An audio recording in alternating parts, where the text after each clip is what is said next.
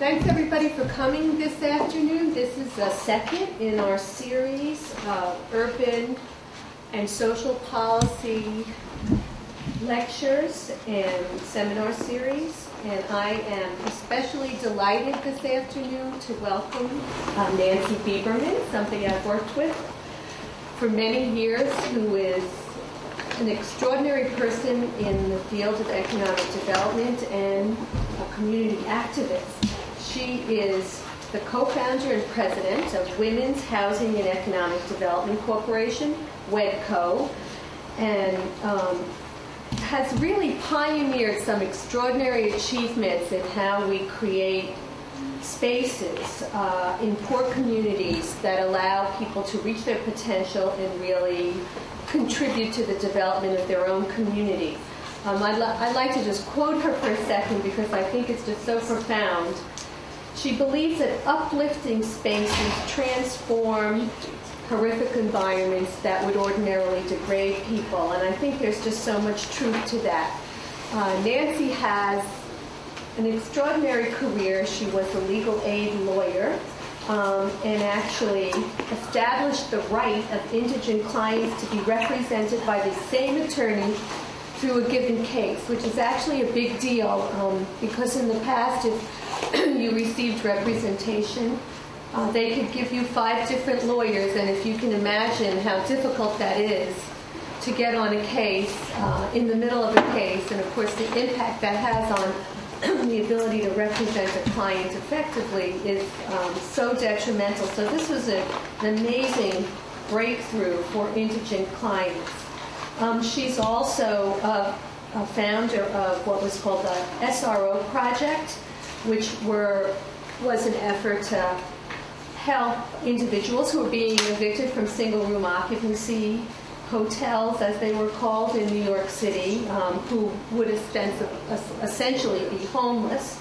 And the SRO project in 1980, which she worked on in the 1980s, is still an extremely important part of what was used in public policy in New York to address the issue of homelessness. In the middle of her career, she decided to go back through the Refs and Fellows program to study at Columbia University's School of Architecture and Planning. And there she actually developed a multi-generational housing program, which is part of what she has built upon today in the Bronx. And she developed her original project on the Upper West Side, and then in 1988 worked for Catholic Charities in the Highbridge section of the Bronx to continue creating these extraordinary places that were not just for poor people to live in, but also for poor people to really develop their potential. That's when she became one of the co-founders and the president of WEDCO, the Women's Housing and Economic Development Corporation. This is an extraordinary place. I had the opportunity to visit it, so I can say firsthand, it's not just housing. It provides Head Start, adult literacy, after-school programs, job training programs, in the restaurant trades, and an affordable gym. It's really, when we talk about holistic community development, Nancy really pioneered this, and she really does it right. And I say that having looked at so many of these places which don't do it right. It's really a model not just for New York City, but for the nation and for the globe. When we talk about community economic development, I think if you're looking for a place that really gets it, you have to take a look at WEDCO. This wasn't really enough for Nancy to just rest on her laurels, and she's recently developed a new project in the Bronx, and she's going to talk about that today in her presentation called Breaking the Green Ceiling, Affordable Housing Meets Environmentalism. It's really a very special pleasure for me to welcome Nancy Biberman to Columbia University.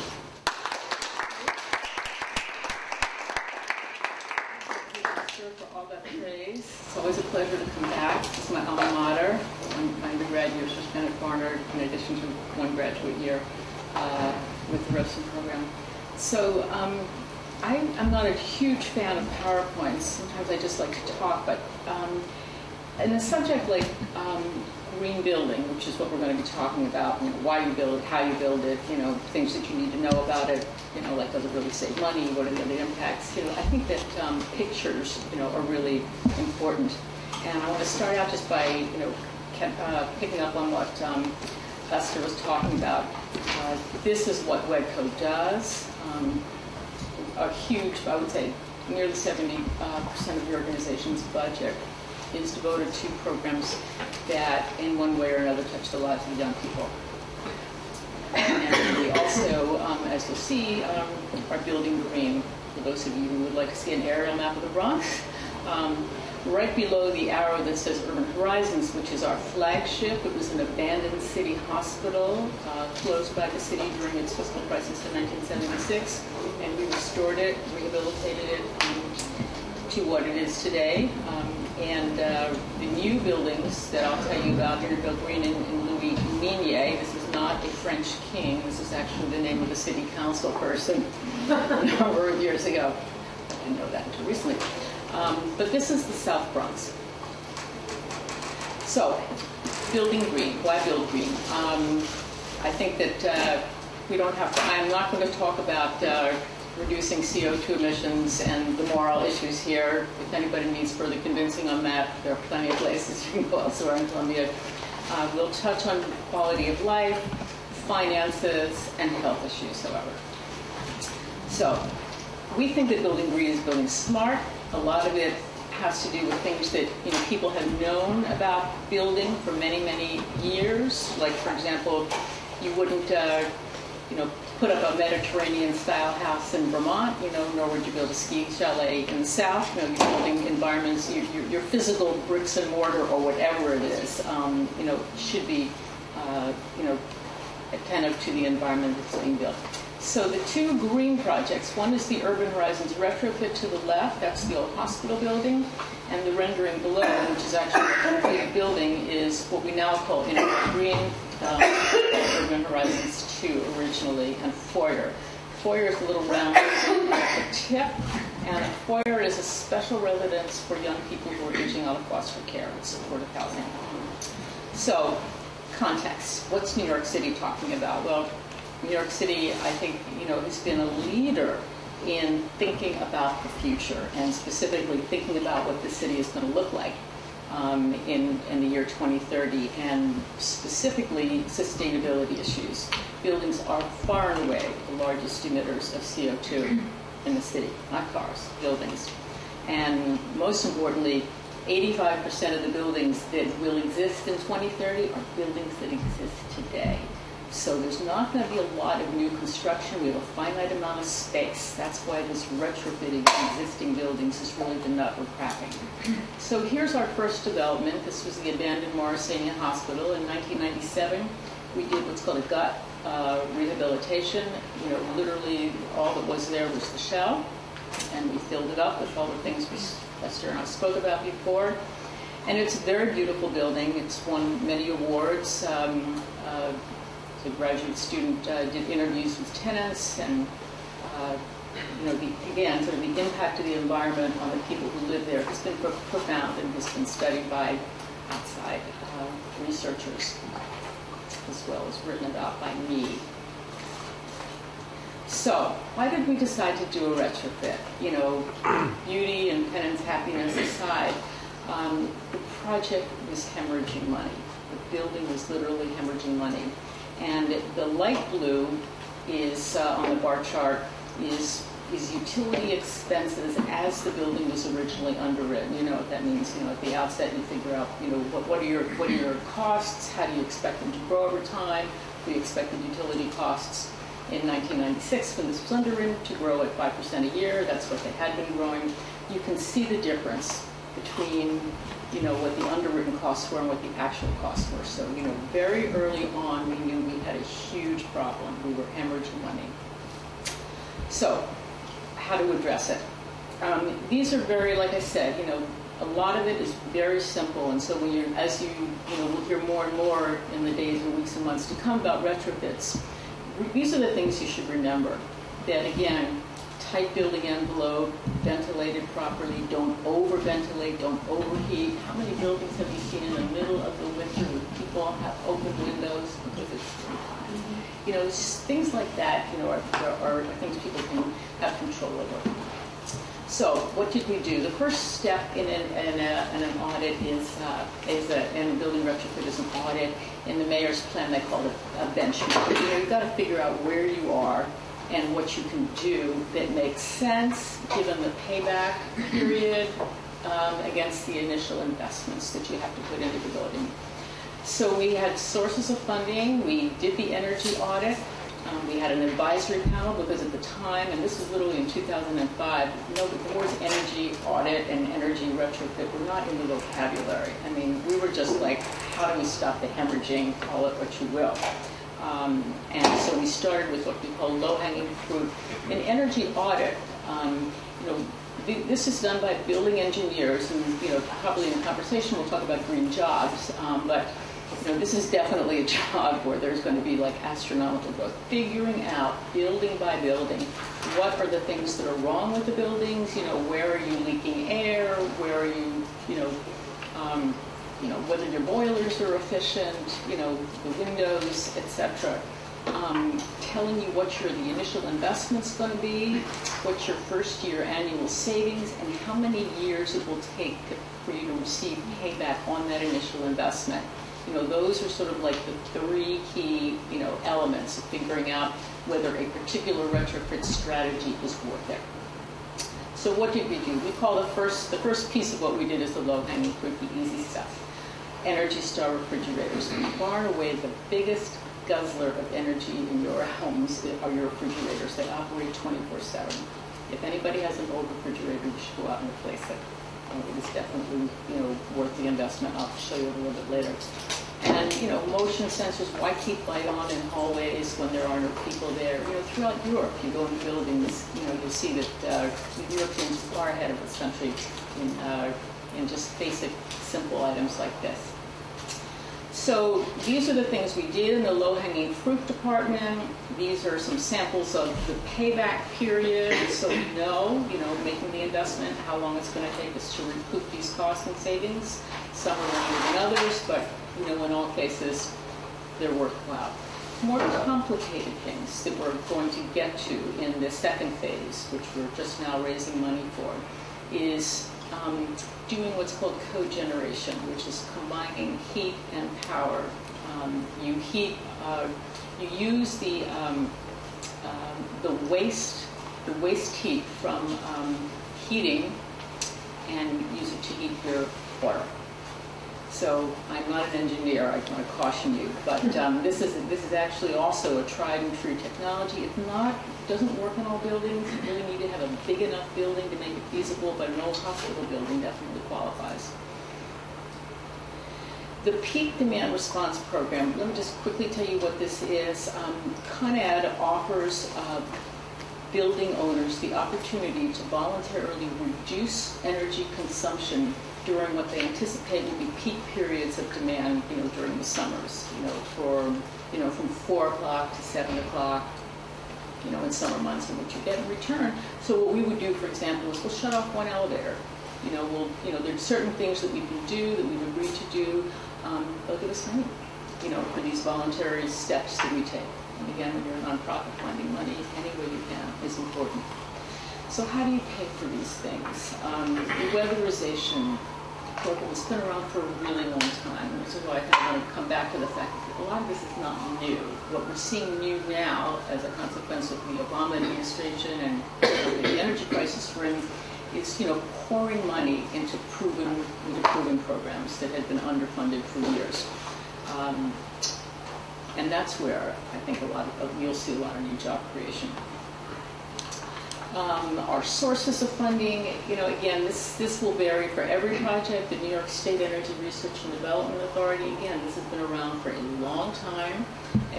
Historically, it was something that was used by single-family homeowners. In recent years, they've gotten interested in multifamily buildings, and our new building that I'll tell you about shortly, Interville Green, was the first, they did what's called a multifamily affordable housing pilot program, and we were the only nonprofit organization included in that. And it is a study. They give you money for your hard costs, your soft cost.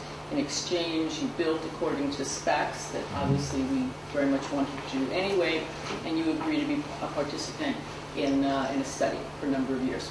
So something we're very happy to do, and those are all our sources, and then we need some more sources. So I'm going to switch gears now and take you to what you can obviously see. This is the site before excavation of our new building called Intervale Green.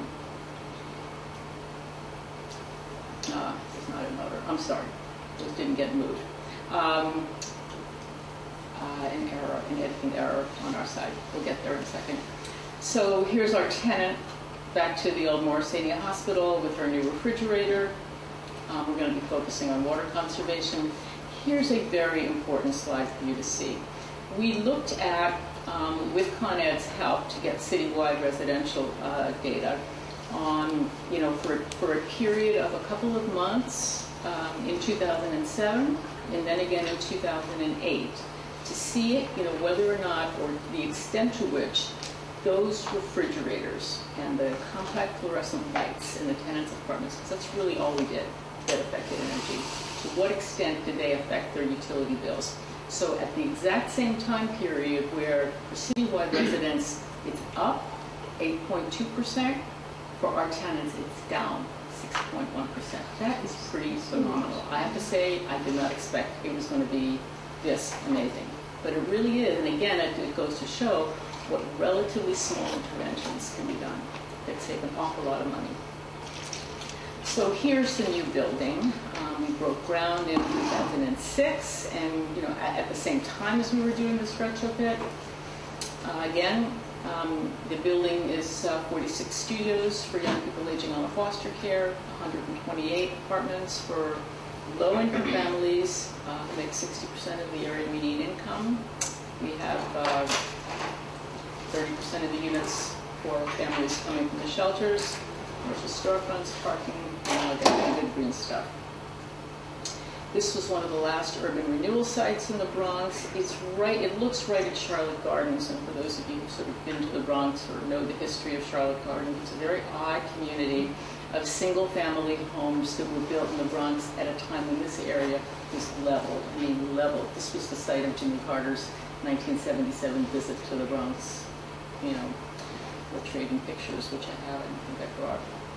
But this site was also the scene, our very building site, of the shootout in Fort Apache, the Bronx, 1981. So that's quite a storied history. And those two earlier slides, which I showed you, there was an original building, it was demolished, and then subsequent buildings were also demolished. So that was we saw a beautiful grassy site, but quickly discovered that it was toxic. Literally, all you needed to do was like a foot's worth of borings, and there was like toxic sludge. And, it became a dumping site, so other buildings that had been torn down, they just would dump the oil tanks there. So, a lot of remediation later, and I want to say that not only did we remove, this was a brownfield that we didn't realize was a brownfield, it also had water pouring into the site from a source we never determined, and the water was contaminated, and so we had to do water remediation on site, which literally meant filtering the water that was pouring into this big hole that had just been dug. And you can only put clean water back into the sewer system, so you had to filter out the dirty water from the clean water, put the clean water back in, and quickly seal it up so no more comes in. It really looked like a bathtub. There was also a bathtub that had rock and ledge at multiple levels, so the entire foundation had to be redesigned, which cost us time and money. It was a real nightmare. There are reasons why certain urban renewal sites are left for last. Right. Even if they're green, right? Even if they look green, don't be misled. So we broke ground, and we brought some children in our youth programs for the event. Again, this is an aerial photo of the rendition, the rendering. So what did we do? Again, this is the actual building. Simple stuff, a lot of it. Not just, high insulation, efficient boilers, very tight windows. I'll talk a little bit about the constant air regulators. These are some of the materials we use because, again, green has to do with, CO2 emissions. It has to do with financial expenditures, and it also has to do with health. And so, this sort of list, which I'll kind of get to in a little more detail, represents what we did. We had 33 street trees from the mayor's Million Tree Initiative, I'm happy to say, that we didn't have to pay for. We have 2 resident, courtyards at the street level, a sculpture garden for the community, and, extensive green roofs, which we'll take a look at in a minute. These are the kid at one of the green roofs, and that's with the green roofs planting, and there are little street trees, which look spindly, but they're actually starting to flower now. On the left, you'll see what the green roof looked like last summer, which was really quite beautiful. And we believe that this summer they'll be ready for vegetable gardening, and so that's something we can make available to residents who frankly do not have fresh produce accessible. So that's something that green roofs can do, in addition to kind of, helping to mitigate what's called the urban heat island effect. Kind of what happened. Why are cities hotter than 10 miles north? They're hotter because of black tar roofs. So even as when mayors, I'm sorry, I forget his name, but the wonderful guy who heads the Office of Sustainability, talked about the fact, paint your roof white. That's something simple you can do. If you don't have the money for a green roof, just paint it white. That'll do a lot to kind of cool cities down. We also thought it was important to message green, not just to the people who live in the building, but to the community. And so what is a green message? Bless you. Again. These are sculptures by a Bronx sculptor, Lynn Cunningham, and these are all recycled materials. People really do stop and look at them and wonder what they are, and they are interesting, and they provoke conversation. This is another phenomenal Bronx artist who takes recycled car bodies and cuts them up, creates these little cars, and assembles them like a jigsaw puzzle. Again, the real people come in the building, look at them. What is that? Recycled. Again, how do you message green? It's not all about saving money. It's about this sort of thing too. Reusing and repurposing materials. I'm sorry. What avenue is that we're talking about? Brook Avenue or East 139th Street? This is located on Intervale Avenue. On Intervale. Okay. And this is the lobby of the building. Again, what is the message here? Green is beautiful. People do stop and look. One of the tenants saw that picture. It's kind of an abstract of plants. And she looked at it, and she looked at the sculpture. She was sort of standing there, and I happened to be sitting around. She said, I get it. And, she did. This was not somebody, I have to say, probably, coming from a homeless shelter, would spend a lot of time in museums. But the fact is, it was pretty easy, and it's important that it's easy for people to make kind of connections between art and their environments, and, they're there all the time. So again, this is another shot of the interior with that, with the collage of the car parts. So specific things that we did, again, attention to detail. We decided to build what I call a traditional Bronx building, and you say, what is that? And you drive up and down the Grand Concourse, and you will see traditional Bronx architecture. For the most part, the Grand Concourse was not destroyed during the disinvestment and abandonment, and these are beautiful, beautiful buildings. So we decided to, to use the Grand Concourse, since the area immediately around it, this building had been totally devastated, and there was just a hodgepodge of architectural styles. What can we relate to that was once beautiful that people will remember when they walk by? So we did very decorative cornices. We used we did light fixtures, the Energy Star appliances, the thing that saved money, the materials that are non-toxic.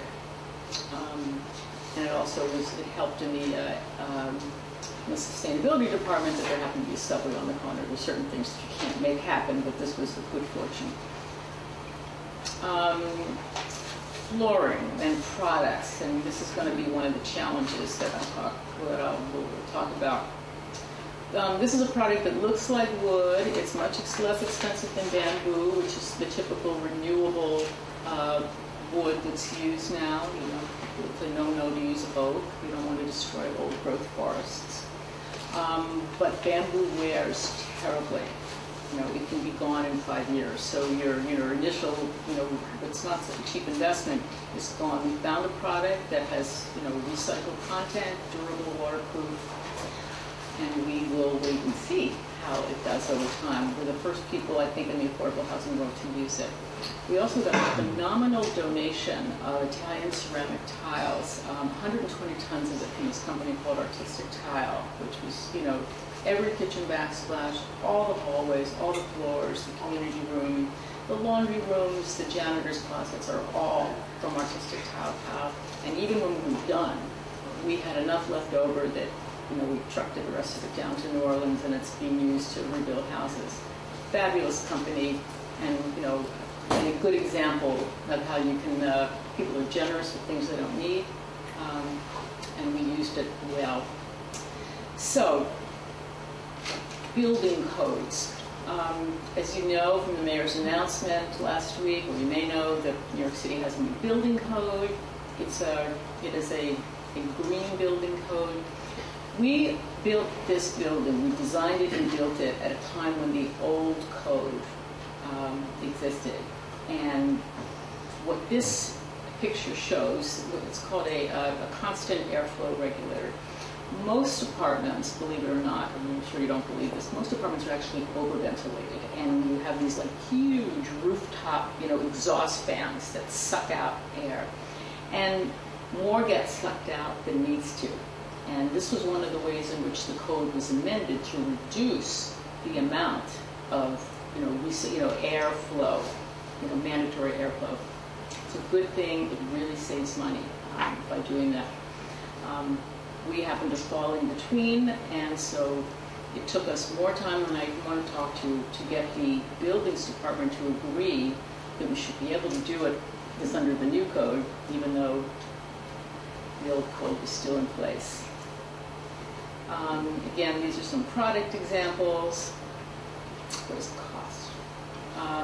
This was our base hard cost price, and that when I say hard cost, that means it doesn't include the architects and the lawyers and the accountants, and all the people who get a lot of money out of development. And our, the incremental cost, it was not that significant.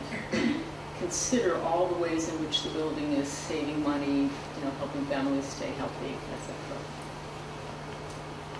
And again, benchmarking. Again, we had a building engineer who had looked at buildings, variety of buildings, both in New York and throughout New York State, and what we now call urban interval green. Our projected energy from heat and hot water consumption is expected to be much lower. And we will be monitoring that, I can assure you. Some things cost less than you think they will. So it turns out that you need fewer boilers if they're highly efficient. So we actually saved $24,000 on the boilers. The ventilation I talked about. So green beyond energy savings, the electricity cost to tenants, the peak load reduction, reducing water and waste, retaining stormwater runoff. That's another one. That's another feature of green buildings. It's not been proven scientifically, I don't think, that green buildings insulate in a way that is measurable, as in saving money. But they do, keep water from sort of in storms from pouring out into the sewer system, and that's positive. So we have, as I said, nearly half an acre of this vegetation. It's just a footprint of it. Challenges, product sourcing, availability and information is scarce, building code, issues. And, this is an emerging field, and every day, it's a field that's sort of exciting if you like change.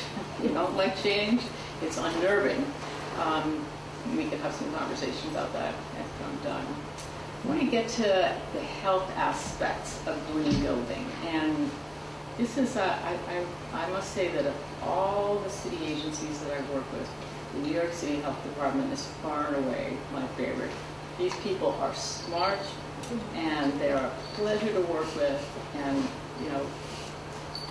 and really are way ahead of the curve on many, many, many things. So you will see that picture, which speaks for itself. But here's something that I didn't know about. I knew a lot about asthma and thought that green building and asthma were connected, but I didn't know so much about is obesity. And that obesity is considered to be, by the health department folks, the major health epidemic in New York City. And that is not a pretty picture. Obesity obviously has huge impacts down the line for adulthood, type 2 diabetes, and other chronic conditions that are both bad for people and are very costly for the system. It affects every body system. You will see these are health department slides, not mine. So I want to just take you through this very quickly. When I saw this for the first time, look at 1985 and just watch very carefully at the dark, the dark colors. Just watch the way these dark colors change.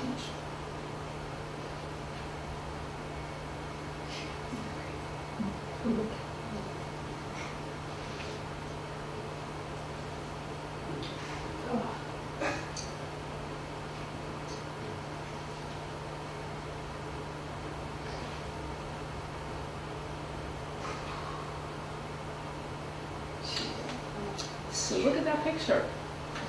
Look at that picture. Look at where New York State is. 30%. So we have a problem. I don't think that green building, has a snowball's chance in hell to forgive me of solving this problem, but it's a problem that, we all need to figure out how to deal with. And you can see that the problem is increasing in New York City. So the folks from the health department made some suggestion to us. They're actually very involved in thinking about what can we do in building design that'll encourage activity. And they have some suggestions like taking the stairs, aesthetic interventions, making the stairwells attractive so people want to walk in them, piping in music, having murals. And we initiated this with their assistants at the old Marsania Hospital last summer. We have these signs up all over the place in English and Spanish. And we had a kickoff event with the Department of Health where they gave out helmets and pedometers and water bottles and told people that they should not buy bottled water, but they should use New York City tap water, which is very, very healthy and vastly less expensive. So this is something we're very pleased with. The health department actually sat on the second floor of our building for several days before these stair prompts, what we call them, the burn calories, not energy, went up, and after, they came back at weekly intervals, and with only those stair prompts and no other conversation, education, or anything, stair usage increased by 67%. I mean, that is astounding. Just that sign, just that message, burn calories, not energy, caused people to start using the stairs. What we haven't done yet is measured whether or not we can track any diminished electrical as an elevator usage to that prompt, but it's definitely something trackable. But in the health department, health department as in why build green health, this is a small but significant intervention. Other things we can do, we have some spaces where we can walk and we can encourage people, take them 10 loops around. Hopscotch. Anything that we can do literally on our premises to get people thinking about moving is a good thing. But as I said, there's a limit to what we can do in housing. And I think that the next frontier is our public school system. By the time a child is 4 years old, they are in school, pre-kindergarten, for the vast majority of their waking hours. And school is where we have to, apply health interventions. And it's a good place to talk about where, two public policies are going like that. No Child Left Behind, which is kind of, demanding that test prep, increasing those 4th and 8th grade test scores. What gets eliminated in the process? Anything else, and most especially physical activity. There are studies, my health department friends tell me, that actually correlate physical activity with the increased potential for learning, and conversely, that obesity can inhibit learning. I mean, things like oxygen to the brain and all that. That this is, and there is a No Child Left Inside movement, you should know, and there's actually a piece of legislation pending in Congress called No Child Left Inside, moving slowly. The Bronx Borough President, who is now the director of the White House Office on Urban Affairs, did a study just as he was leaving office on infrastructure issues. 90% of Bronx schools and 50% of Bronx public elementary schools and 50% fail to provide sufficient hours of this is something they could do, putting aside the infrastructure issues, who has a gym inside and who has a playground outside. They're not getting activity. You can do jumping jacks in a classroom if somebody, if you're told that you must do this. But it is not happening, and consequently, the obesity rates in the Bronx among young children, and it gets worse as they get older, are terrible.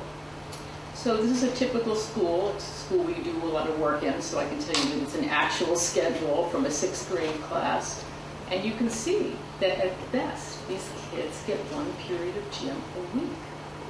1 period, 6th grade. I mean, I don't know how many 12-year-olds you all know, but the notion of putting a child behind a desk for all these hours every day, it's not good. It's not conducive to learning, and it's clearly not conducive to good health. Some statistics, the 4th and 8th grade, English language and math tests. How are kids doing? Yes, they're doing better than they did before, but they're really not doing well enough. Not by far, nor are their graduation rates good enough. So, from groundbreaking to green roofs, you'll see on the left those children who were at groundbreaking. They're now in the middle school, and they're up on our green roof taking a look at it. And the challenge and the opportunity, what a surprise. This is a surprise, I have to say, although I, was involved in reviewing the legislation. There is now, legislation that is before the City Council that the Mayor and the Speaker proposed, actually a package of bills that really, address the CO2 emissions aspect of the green problem in New York. The emissions of existing buildings. This is critically important. Can't overstate how important this is. But this is also important. And this is probably something that, is most important of all and costs the least money. And the results of, getting children active and healthy, I think will go a long way, not only to improving their health outcomes, but to improving their academic outcomes as well. So I think we would ask if you expect the government, to deal with these issues, however. So, thank you.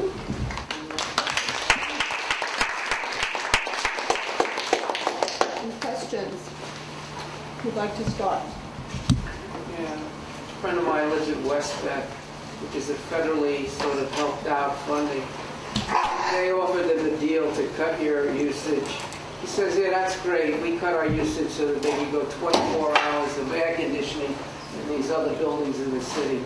So it's like, the rich want the not so rich to make, not even say sacrifices, but make efforts where those who are, financially secure or more mobile financially they let it slide, they're not having pressure put on them. That's the real question. What kind of pressure is put on the haves to do anything different and not just stay being the haves? Well, I mean, when it comes to sort of like voluntary activity, voluntary activity is by definition voluntary activity. And I think what the proposed bills do is to create, something that is mandatory. And again, we're talking about, mandating that assessments be done of multifamily buildings, and that, if buildings don't meet, the standards that are set forth in the code, that owners, you have to take steps within certain periods of time to make the whatever changes are necessary. Whether it's replacing the boiler, or replacing a roof, or putting in new windows, or cracked glass turbine. There are many, many different things that can be done. Are there going to be problems with the implementation of this? Yes, I think there are going to be huge problems with the implementation of this. I think it's good that the mayor actually set up a fund, sort of a revolving loan fund, so if an owner comes in and says, I want to do it, but I really, and I know I'll recoup my investment within 2 years, but I don't have the money for the investment. So that's what the revolving loan fund is supposed to do, pay for it. And again, you've got my survey of the state that, works hand in hand.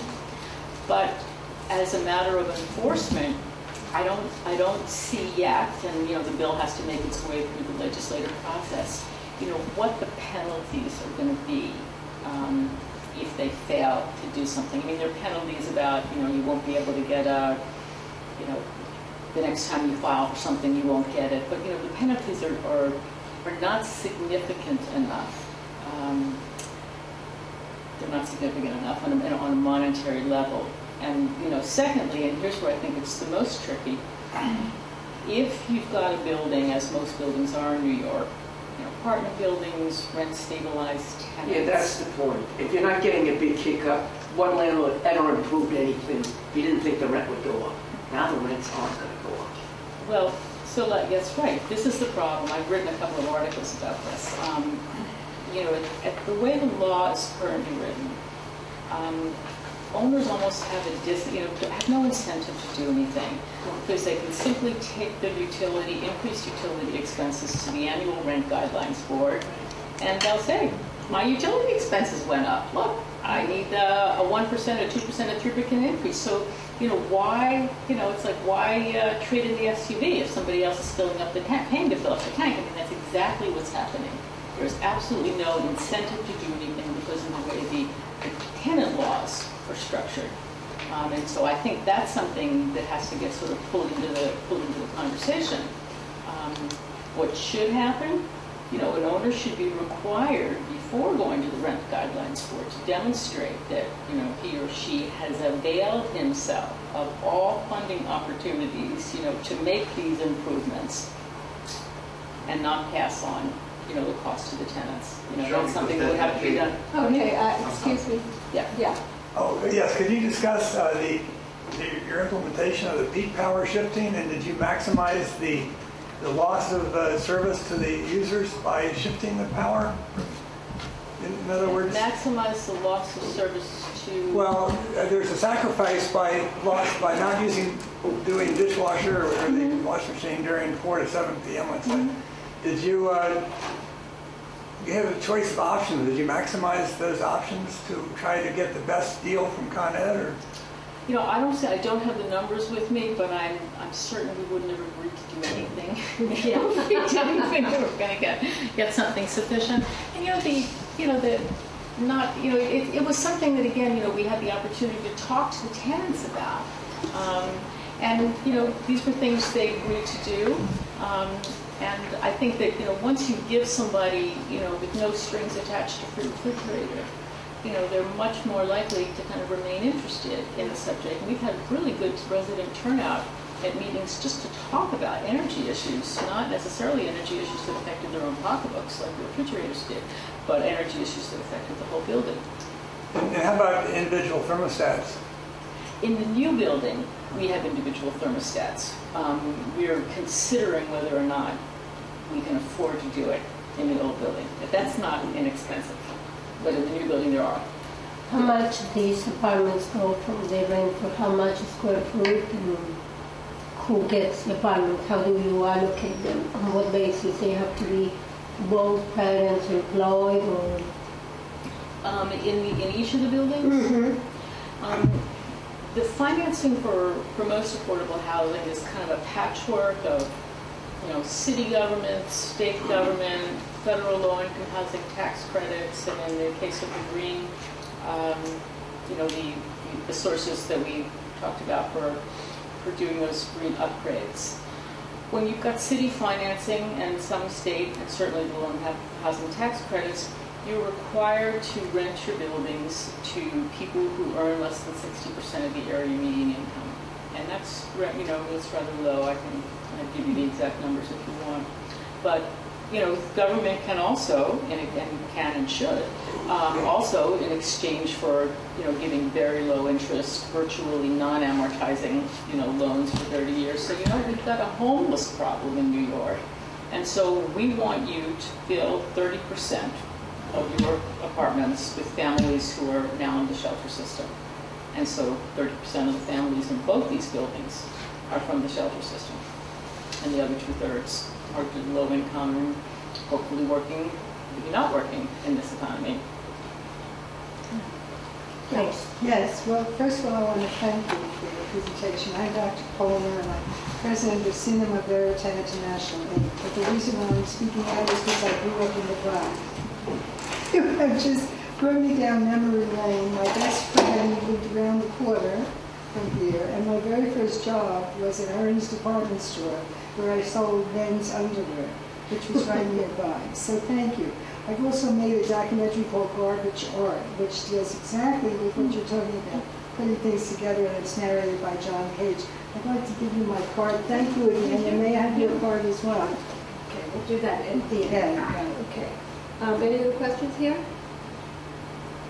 I have a question, and I don't like to engage right in the beginning, but it's an extraordinary project that you put together, and I think it's fascinating that the not-for-profit, as you were talking about earlier, the not-for-profit world in a way is leading. There are for-profit developers who are doing this kind of green housing. I know the Durst organization has an example. But what kinds of lessons could you take from your experience into the for-profit community? I think that would sort of be an extraordinary way of thinking about what you did. And you had some government supports here, obviously, because you're serving a high-needs population.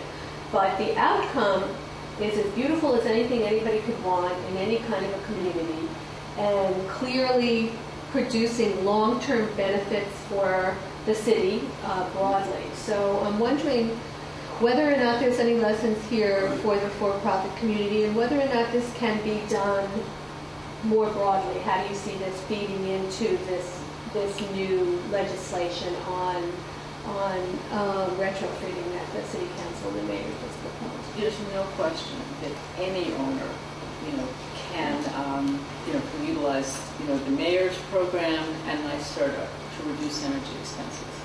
Can and must, But again, the owner has to feel it in his pocketbook. The owner doesn't feel it because the owner has this option of passing on those expenses to the tenants. That, it's not going to work. It's simply not going to work.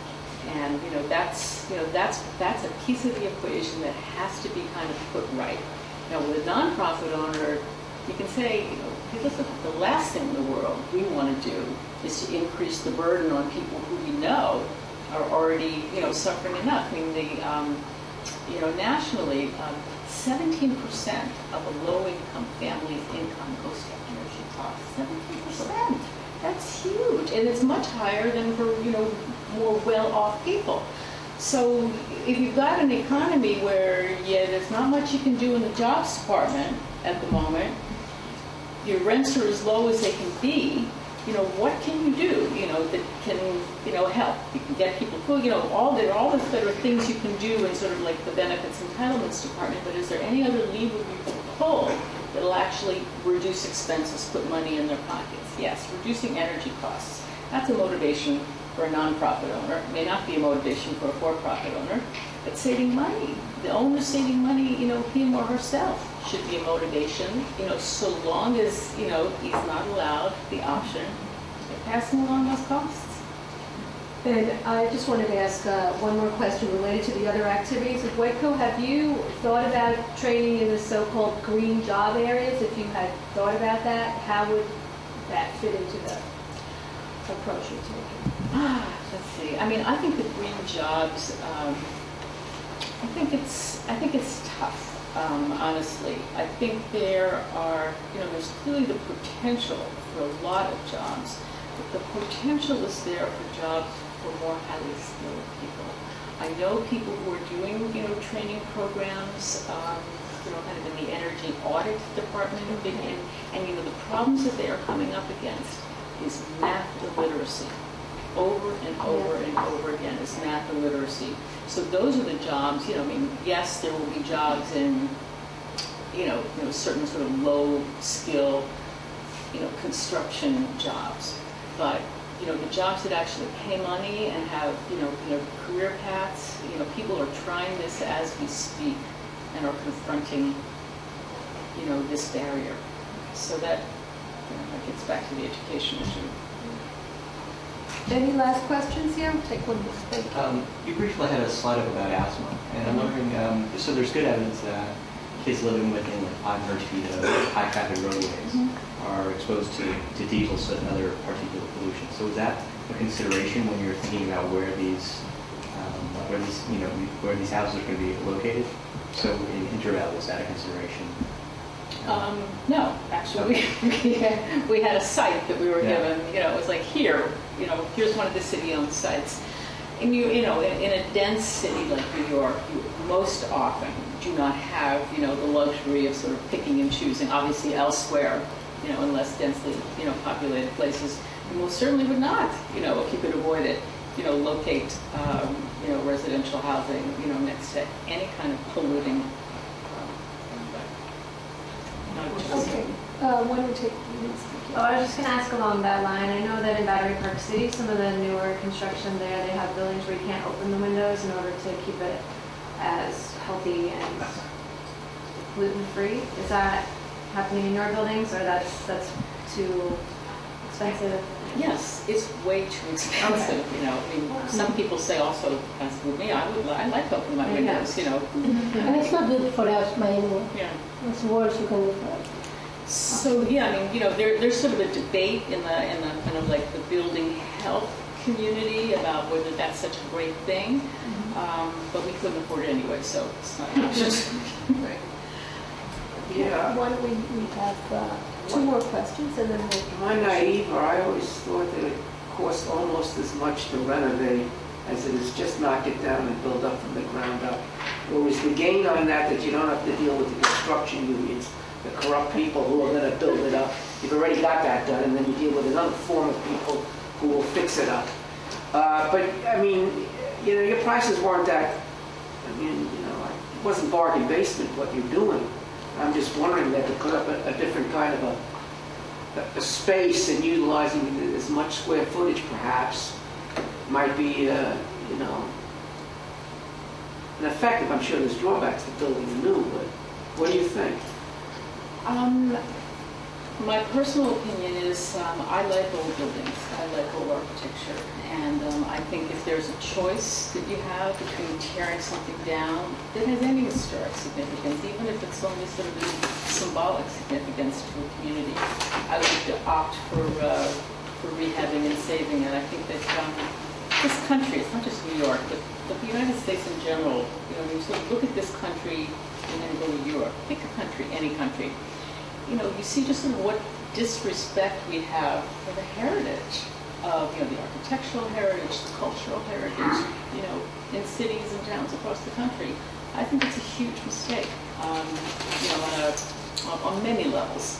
So personally, I think it's probably, my experience is that rehabbing, doing a gut rehab, or even a moderate rehab, maybe a little bit more costly than building from scratch. But, you know, if there's a nice building, you're taken down in the process, I wouldn't do it. When you recycle all the plastic and the flooring, is there any issue with outgassing or formaldehyde or any other? Because it used to be that carpets used to be a terrible source of formaldehyde, new carpets, and I just wondered if that was an issue at all? Or? Yes, there's no formaldehyde in any of the products that we use, or any of the sealants, nothing. That's definitely in the healthy materials department, and there are no carpets either. Well, I want to thank Nancy for a very provocative, exciting, and I think optimistic presentation about what the future can bring if we have creativity, energy, and a little compassion too. Thank you so much for coming today.